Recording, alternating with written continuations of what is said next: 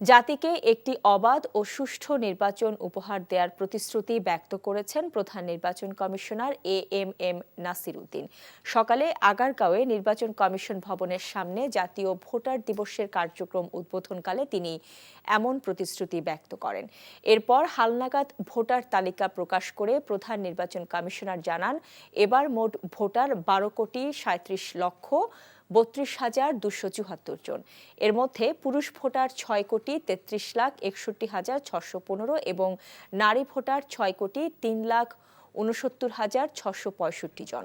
পরে ভোটার দিবস উপলক্ষে একটি বর্ণাঢ্য র্যালি বের হয়। র্যালিটি নির্বাচন কমিশন ভবনের সামনে থেকে পর্যটন অফিস পর্যন্ত গিয়ে আবার ফিরে আসে। তোমার আমার বাংলাদেশে ভোট দেব মিলেমিশে এই প্রতিপাদ্য নিয়ে সপ্তমবারের মতো জাতীয় ভোটার দিবস উদযাপন করেছে নির্বাচন কমিশন।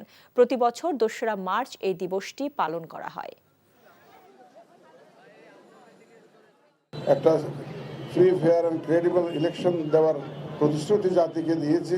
আমাদের ভোটার সংখ্যা দাঁড়িয়েছে 12,37,32,274।